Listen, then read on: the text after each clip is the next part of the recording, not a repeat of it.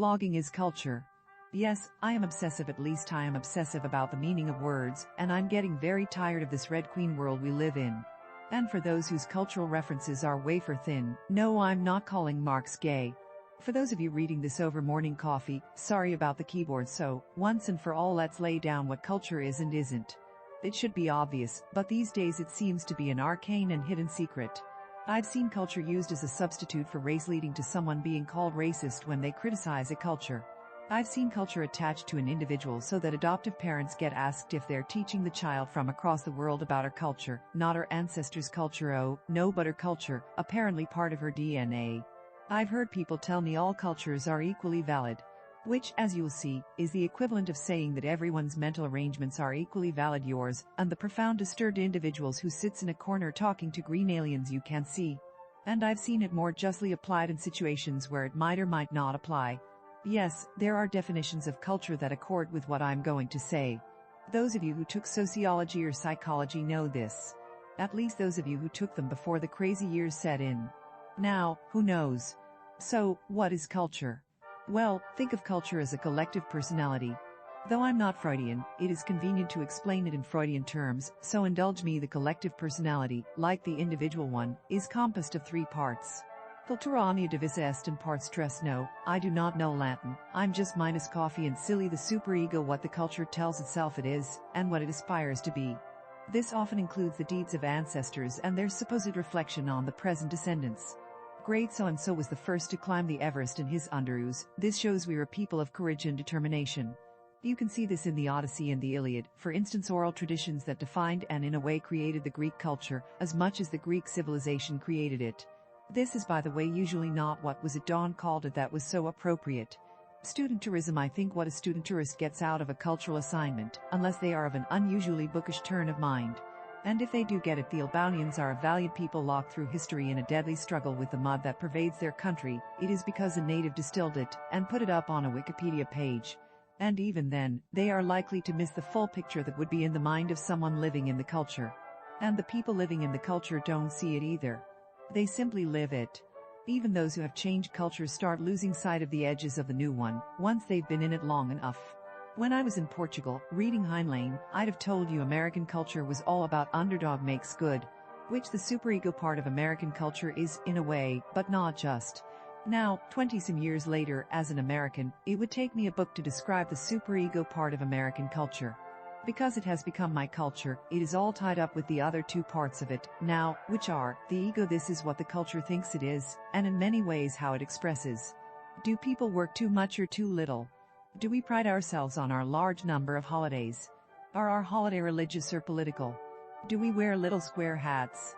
Do we eat purple buns on Hogswatch night? Do we tie bows to our nostrils on the 1st of May?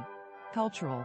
This part would include the languages spoken, treatment of women and children, treatment of pets, whether Vlad Dracul is a monster or a national hero. You know, that sort of thing. The subconscious. This is the built-in assumptions in the culture, what has been interiorized and passed down, what has been absorbed through the skin, as it were, without having any clue why. And by the way, when I say passed down or absorbed through the skin, I don't mean it's biological. It's a figure of expression. This comes, like the personal subconscious, in many ways. To begin with, it's transmitted by child rearing. When an adult or a clan are faced with a child to rear, they are in a situation of reacting day to day. I.e., if you haven't heard this, those of you who are childless and like to speak about how you'll raise your children, enjoy it. Your coherent theories won't last past your child's birth. Because it is composed of your living and teaching that child, you're going to coherently or not pass on a lot of the culture. Say, for instance, your culture believes one should be kind to beggars. When your kid starts screaming about the dirty old man on the corner, you're going to discipline him. In a culture where beggars are routinely cursed away from the door, this would be considered bizarre. You never tell your child our culture doesn't do that. And you might not even think it. It's just there. I don't think any American parent in the 20th century needs to tell their children it is frowned upon to marry for money and social influence, a statement that would make their ancestors a few generations back scratch their heads. There is more to this submerged part of culture. As with examining the individual subconscious, it is easy to get carried away by pseudo-clever images and discoveries. Doctor, I dreamed about pears last night. Might be significant or not. Being a linguist, I'm always discovering past traumas in the language.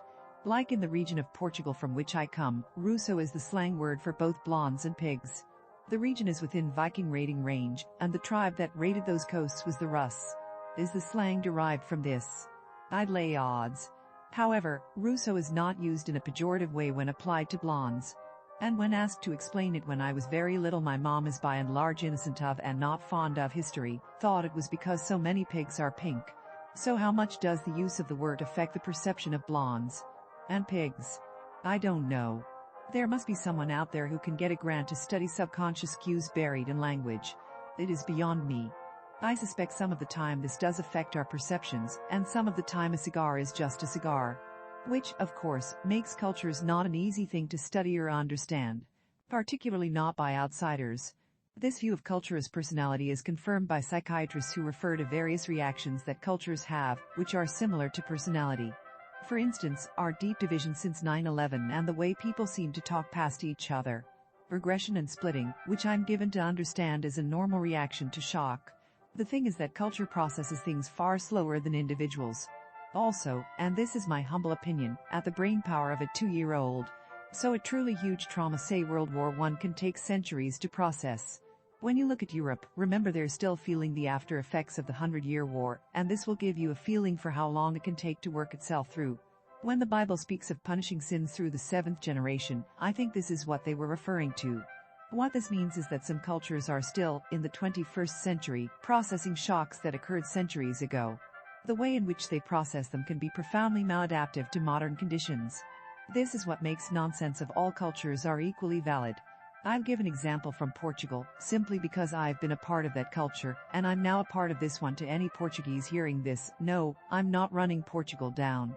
Portugal has a deep history and some interesting battle scars, but the last thing you can say is that Portuguese are a danger to the world. Individual Portuguese are often a danger to themselves, but rarely to the world. This is just a convenient way to show cultural differences. And, BTW, a contrived one. When I first came to the States, I was shocked to see houses and fields without walls. I was even more shocked when people put lights on their outdoor trees for the holidays. The reason this was so mind-blowing is that anything outside your walls and easy to take in Portugal would be taken. This does not mean, BTW, that the Portuguese are thieves, or that your average Portuguese would come steal your Christmas tree. No, it means it's an accepted, unexamined part of the culture that if it's not offended, it's anyone's. Or it was. As with everything I say about ways of living in Portugal, this is 20 years out of date, and refers only to my region. In the States, Odo, no one would dream of taking your outdoor lights, unless you live in a very dangerous neighborhood. In ours, I've been known to leave gardening implements and such in the front yard brain of a minute, that's why, and still find them there the next day. If I left them on the Devil Strip, though, a college student might take it, since they tend to view anything left there as a please take it out of my hands. We often do this with old chairs, etc., and so do the neighbors. Why the difference? Well, I'm sure I'm only seeing some of the reasons, because I haven't made a study of it, but having lived in both cultures, I can tell you why one would view picking up stuff from the neighbor's yard with disapproval and the other not.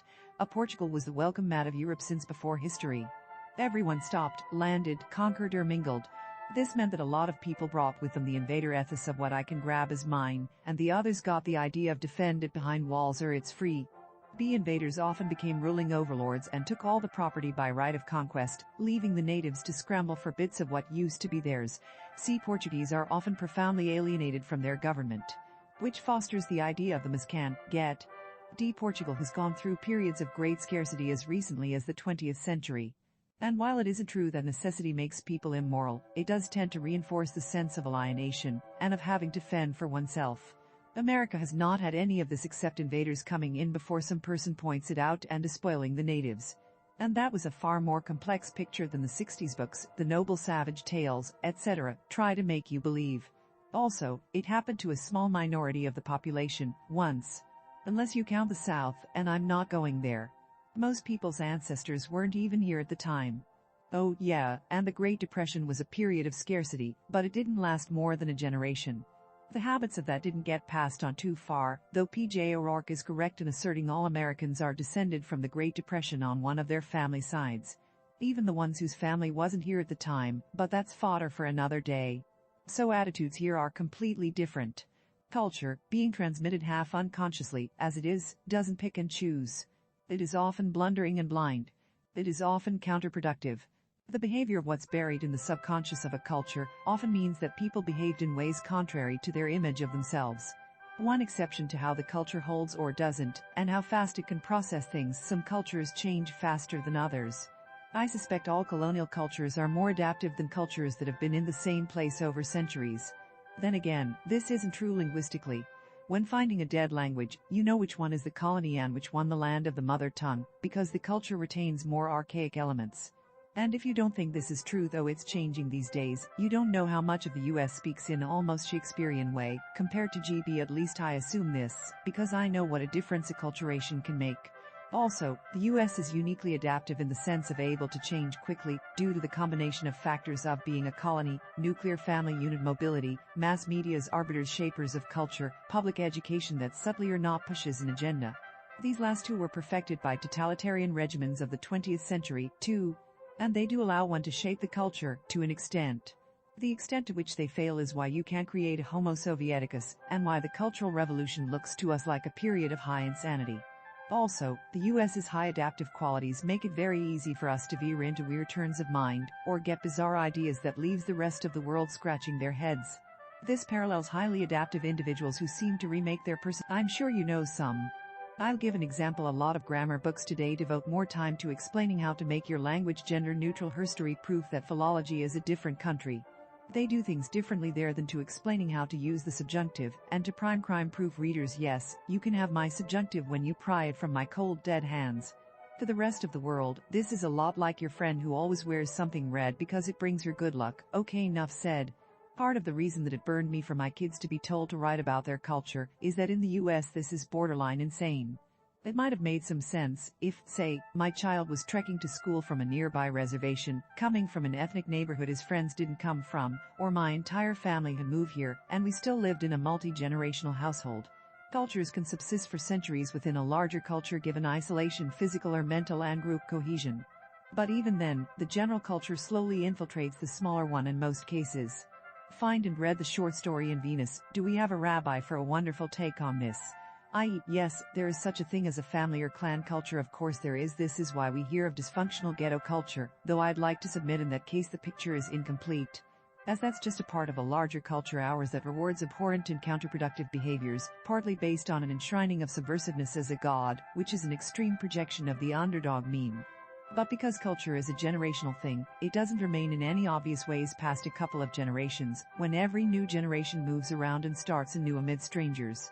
Actually, the meaningful ways in which it does get passed on could never be mentioned in today's school. Religion, morality, view of the world. Once you strip that we have worshipped Anoia for 50 generations. We think flogging your squash is bad. We think only other Albanians can run telecom companies. Which you can't say. You're left with: we make these interesting cookies out of crickets, and we wear pink scarves on St. Ethelred's Day, which are not even an approximation of culture. Ditto with: are you going to teach your adopted Albanian baby her culture? So many levels of insanity there. My adopted Albanian baby is an American now. This is her culture and where she'll grow up. Would it be a good thing to teach her about her ancestors and where she came from? Undoubtedly. Though if her Albanian ancestors were responsible for a Nean massacre 2 generations back, I'll withhold teaching her this until she's old enough to understand it's not her fault. On that BTW, I favor teaching every child about every culture, including but not limited to ancient ones. It helps them gain more perspective on what behaviors work in the long run and which don't. The mothers of Rome used to tell their sons, come back with your shield or on a dot, then they stopped saying it. Rome didn't last much longer. For all my sons have, through my urging, pushing and guilting, this too is cultural. Read more about foreign history and culture by the end of elementary than most adults with a college education. Robert, who gets bored in the summer, and Eric, who forages my research shelves on the sly, in the happy certainty he's doing something naughty, know far more about Asian history than I do, and a lot more about other places times 2. This is a good thing. But it is not what these culturiasiments achieve. While talking of this, instances of doubtful use of culture as school culture or the culture of the city, these might be true in places where schools are attended by generation after generation. My elementary school, for instance, of the same families. Here you could say that each generation 4 years of school has their own culture, but once the school has turned completely over, and usually these days that includes staff, everything that could be considered a culture is completely different. My younger son is 3 years younger than the older, and by the time he reached junior high, it was a completely different school than the one his brother attended. 1 or 2 teachers were left, but usually in different capacities. As for every culture being equally valid, no, it isn't. A culture in which female mutilation was once adopted for doubtless, and I could go into it and speculate why, but it would take volumes and attract flames. What was a psychological if not a physical necessity, might still be completely attached to the practice. This doesn't mean it is valid to cut out people's functional organs. Even if it allies anxiety, it's about as functional as individuals who want a limb amputated for no reason. In the 21st century, where what was over there is over here, there and dysfunction can be our issue. This must mean at the very least such cultural practices must be condemned. Vocally. Not excused because it's their culture. Culture is not race, and condemning it is not racism. If you think it is, you don't understand either word. Culture as it's taught in the schools can lead people to become incredibly racist without knowing it. Like the idea that an Albanian baby is somehow primarily Albanian. The idea that the baby's behaviors were racially set at birth. A word to the wise Hitler would have loved that one. Part of the reason this cultural tourism makes me want to scream is that it makes our kids think of culture as race, and further muddies the waters, and makes it harder for the world as a whole to survive in the 21st century and beyond. The other part is that when you do the cookies and scarves version of the culture, the kid emerges thinking other cultures are cooler than ours. They have all this quaint stuff. The setting of the classroom, the political correctness of our times, the desire to not offend anyone there limit the assignment.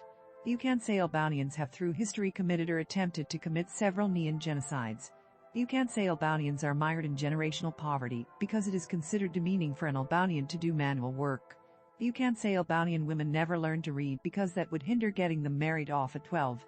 No, you do the pretty outfits and the tasty food. I would far rather discuss Portugal with someone who never heard of it than with someone who once did a project about Portugal for school and thinks they know about it. Because first they have to unlearn the nonsense. No, we don't wear scarves for St. Ethelred's Day. For crying in bed, no one has done that since the 18th century. One SFF book I read, the author had clearly painstakingly researched Portuguese culture. I can tell you the books he'd read. And yet, he was completely, thoroughly and bizarrely wrong. No, I didn't write to him. I talked myself out of it. What's more, he was wrong in ways that, though he based his stuff on the writing of some Portuguese, was patronizing and insulting even to me, who am now, at best, marginally and nostalgically Portuguese raised. This is a danger I'm aware of with some of my books. Which is why I like to make them historical and in parallel worlds. I'm aware there are things that will make someone raised in the culture want to brain me with an Albanian cookie. Have children read history? Sure, have them watch movies, read novels that take place in these countries. Preferably stuff done by natives. Send them off to read blogs written by people of this nationality. But don't teach them it's their individual culture, or that every culture is equally valid, and remove the accusations of racism from the discussions of culture. One thing we know, if you study history, all our ancestors were despicable. All of them. Really. And most noble savages were more savage and less noble. As cultures, if not as individuals, living hand to mouth, and uncertainly does that to people. If you think an oak tree provides all of an individual's necessities, you have other issues. All of you, like all of me, are descended from slave traders, mass murderers, genocidal maniacs, cannibals.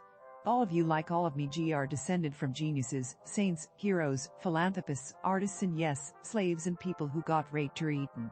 Oh, and there are very good chances, even if you are like my friend Becky Lickus, who doesn't tan, just turn slightly less bluish in the sun, that you have ancestors of every skin tone from shoe polish to pink. Culture and guilt are not genetically transmitted. For that matter, racial characteristics are only spottily transmitted and only for limited generations. Racial guilt never is. It doesn't exist unless you are thinking in terms of original sin. You are all free. Now go in peace. If you like this content and want to support this channel, the blog, and Sarah's continued writing, please like and subscribe. If you really enjoy the content, please come and join the fun at accordingtohoyt.com.